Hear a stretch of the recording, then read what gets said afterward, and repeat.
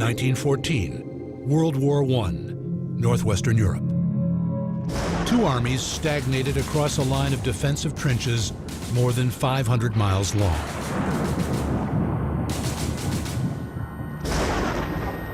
Out of this massive deadlock, a revolutionary new weapon emerged, one that would change warfare forever.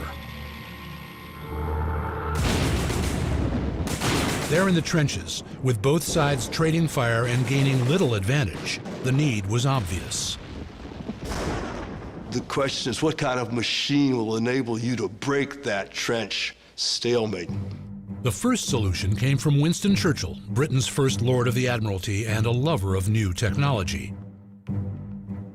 Churchill had been captivated by armored cars, which combined mobility and protection. Fast motor cars, and it was getting loads of publicity, all things Churchill lived for. So he backed the production of bigger and better armored cars. The vehicles were successful against German cavalry in the early months of the war when the fighting was mobile. But they struggled in the mud and craters of the Western Front. Something with more traction was needed. Trench stalemate brings about one of those light bulb moments in history. The light bulb? A piece of American farm equipment that used tracks instead of wheels. What worked on the farm could work on the front. So Britain applied the concept to the world's first tank, Little Willie. The earliest prototype was a primitive metal box, riding on imported American tracks. The British hoped the tracks would keep Little Willie from getting bogged down in the mud. But early tests were disappointing. Little Willie's nose stuck out in front, so if it fell into a trench, it couldn't climb out. The tank went back to the drawing board.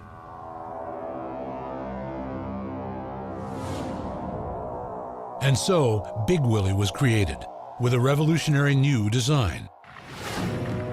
Its tracks went beyond the front of the body and were high enough to grip and climb over most obstacles it encountered. The secret of this design is the way the tracks wrap all the way around the body of the tank.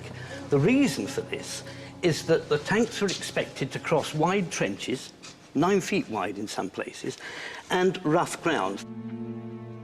Big Willie proved it was up to the task. Its crushing power was clear, and it was quickly sent to the front. The British thought they had an answer to the German trenches.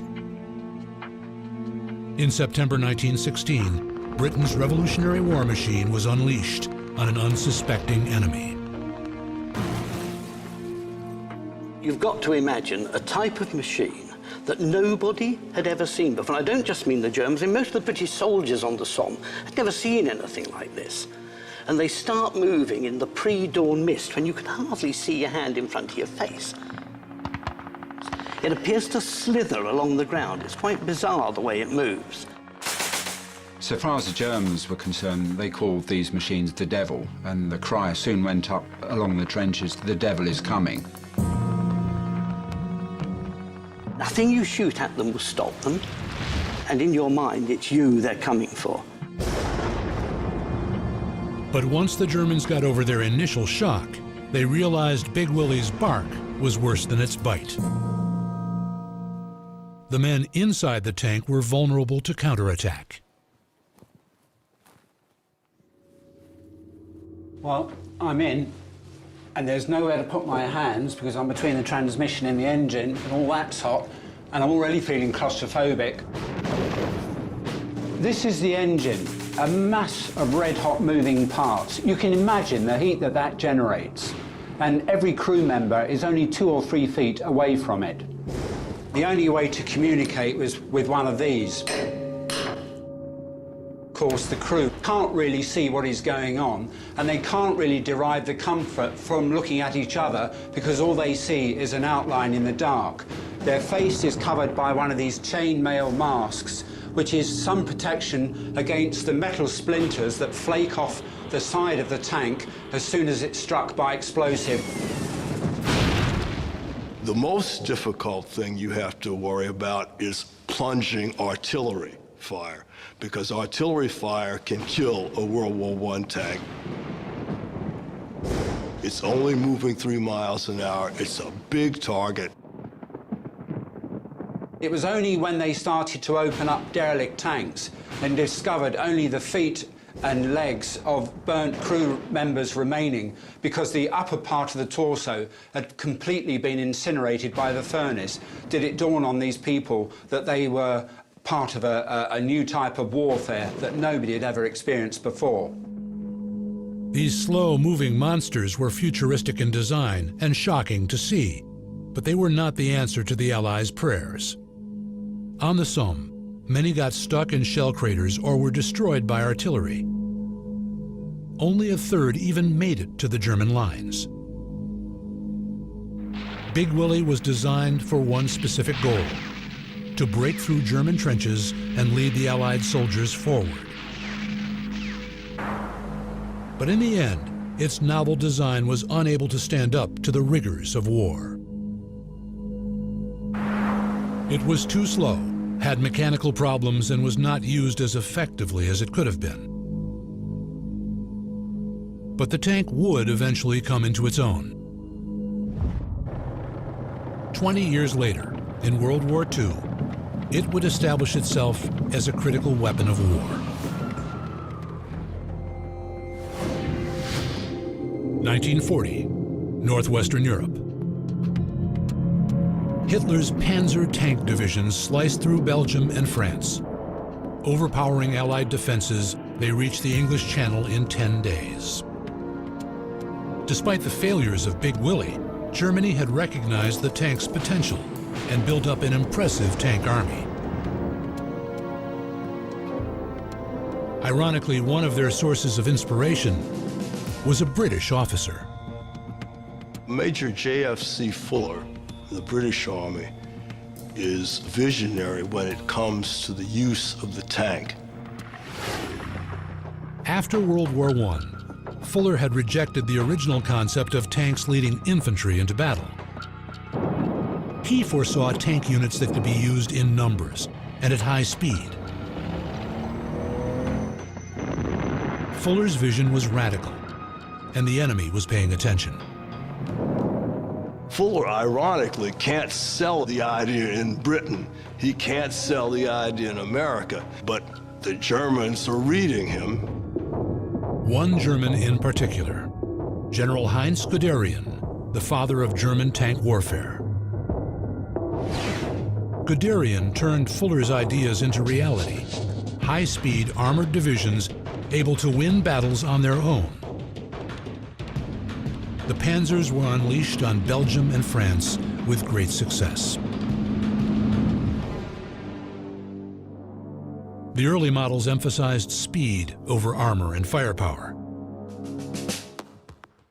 They were supported by aircraft and by infantry carriers and artillery that were also on tracks.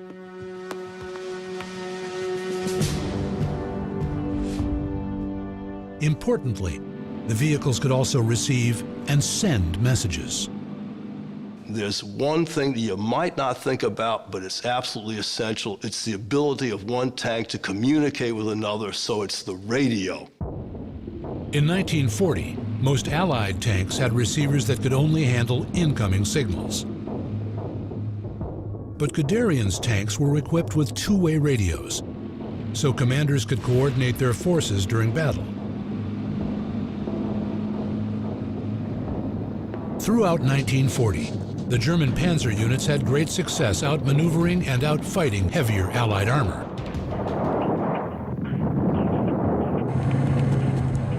But then, on the Eastern Front in June 1941, the tables began to turn. The Soviets rolled out a new tank that put the Panzer to shame.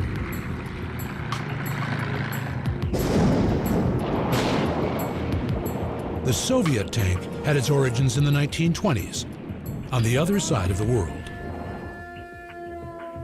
One of its primary design elements came from American inventor J. Walter Christie.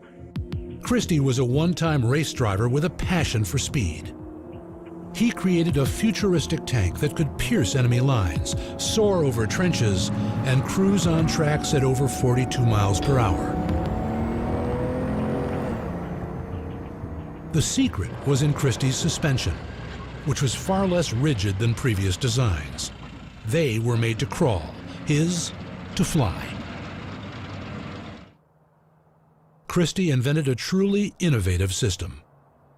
The secret of it, ever so simple, large diameter wheels, like these, and each wheel on a separate swinging arm pressing against a big spring. The swing arms were shock absorbers, allowing the track to move up and down on rough terrain. Christie offered his tank to the Americans, but they had a different philosophy on tanks and rejected it. So the mercurial Christie sought out other buyers and sold his suspension to the Russians. They used it to create the legendary T-34. This was the tank that would take on the German panzers in 1941. A young Leningrad engineer, Mikhail Kushkin, was put in charge of the T-34 project in the Ukraine. Kushkin's inspired idea, which exemplified a more general Russian military philosophy, was to design a tank that was basic but reliable, a workhorse on the battlefield. To prove its dependability, he drove 2 prototypes more than 400 miles to Moscow for his Red Army superiors to inspect. The T-34 won their approval, but Kushkin's design made no concessions to crew comfort, and his vehicles proved hardier than he. Koshkin drove this tank throughout the winter. The conditions were so bad and the distance so great that he developed pneumonia and subsequently died. But his death did little to slow the T-34 down. It quickly went into full production, and on the Eastern Front, its pace and firepower overwhelmed the German panzers. The T-34s also had another critical design feature that gave them an advantage. For the first time, it incorporated sloping armour so that incoming fire can ricochet off the armour. Sloped armor was a groundbreaking concept. The shells ricochet instead of piercing, because the effective thickness of the armor gets greater as its slope increases. Earlier tanks were designed like boxes on tracks, making enemy shells more likely to penetrate. But sloped armor gives the tank superior defense. It's a simple but effective concept. When an incoming shell meets a perpendicular armor surface, it goes straight through and probably kills the crew.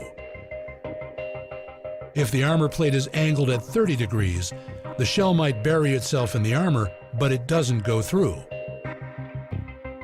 But if a shell strikes armor plate angled at 60 degrees, it bounces off, leaving the tank and crew unharmed. The T-34 is probably the finest example of the use of sloped armour. Here at the front, this very sharp nose. And they achieved this because everything that makes the tank go, and that's the engine, the gearbox, the steering mechanism, it's all at the back. The Germans countered the T-34 with the Tiger, a heavy tank with a long, highly accurate gun.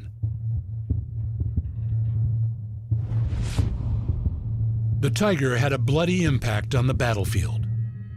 British tank officer Peter Gudgeon witnessed its power firsthand. This is the actual Tiger that almost killed him in the Battle for Tunis in 1943. He and his men engaged a group of German tanks dug in at the top of a hill. First we knew about it was when the leading tank on my right blew up in a massive explosion. The commander and his wireless operator were blown out of the top of the turret. The tank was ablaze, an inferno. The next thing I felt was a shot passing right down my tank, just missing my right leg. I felt the draft of it on my right leg. And it crashed through into the engine and set us on fire. Gudgeon expected more shots, but he and his men got lucky. A shot from another British tank struck the Tiger in the turret. disabling it. The German crew bailed out and fled. Hit it anywhere else than where it did, probably wouldn't have made any difference. One amazingly lucky hit. It wasn't long before the sophisticated firepower of the Tiger came up against the powerful T-34. They met in one of the biggest tank battles of all time.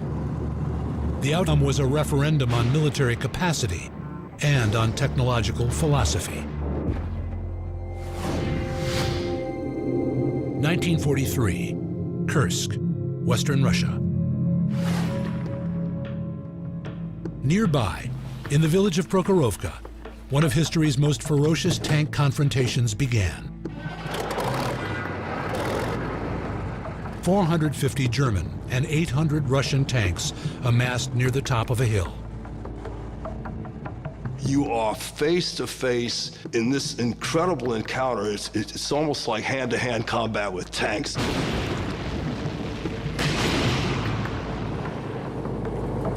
Ahead would have been hundreds of German tanks. And every single crewman must have felt they were lining up on him personally. You don't have time to think.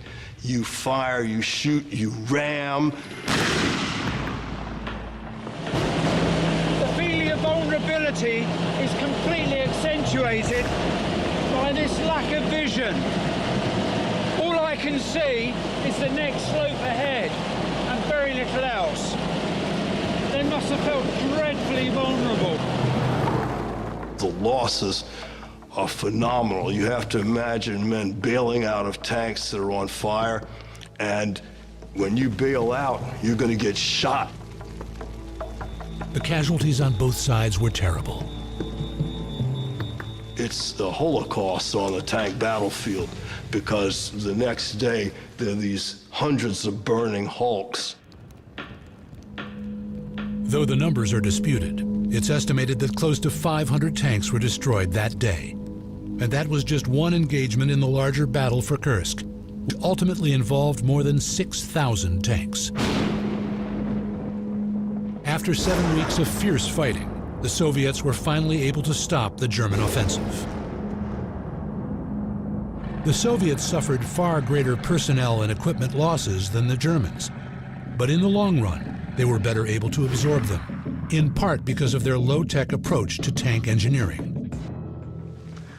But if there's one thing that characterizes all these Russian tanks, it's the crude finish, and it's very noticeable here on the T-34's turret. You can see cast markings, weld markings. Now, if you compare the rough finish of this tank with the German Panther over there, the contrast is fantastic. It's as if those tanks were finished off in the Mercedes-Benz body shop. It's a beautifully made machine. Though lighter and cheaper than the Tiger, the Panther was a typical example of complex German engineering. But such precision came at the expense of manufacturing capacity. Fewer than 1,400 Tigers and only 6,000 Panthers were ever finished. The Russians, on the other hand, could crank out T-34s. Mikhail Kushkin's simple, reliable design allowed them to mass-produce more than 57,000 and overcome the Germans with sheer force of numbers. As the war progressed and Germany was forced from offense to defense, the Army reassessed its need for fast tanks to conquer enemy territory. Now trying to defend the fatherland, they sacrificed speed for better protection. The result was the Tiger II, or King Tiger. With double the frontal armor of its predecessor, this was the heaviest tank used in World War II. It didn't prevent the German defeat, but it was another example of the mission-specific trade-offs between speed, armor, and firepower. With the changing requirements, shifting fronts, and huge armies, World War II drove rapid advances in tank design. And it saw commanders developing new tactics to take advantage of these powerful, mobile weapons. Guns got bigger, armor got thicker, and killing capacity grew. By the close of the war, J. Walter Christie's vision of an armored racing vehicle had evolved into an all-round fighting machine that commanded the battlefield.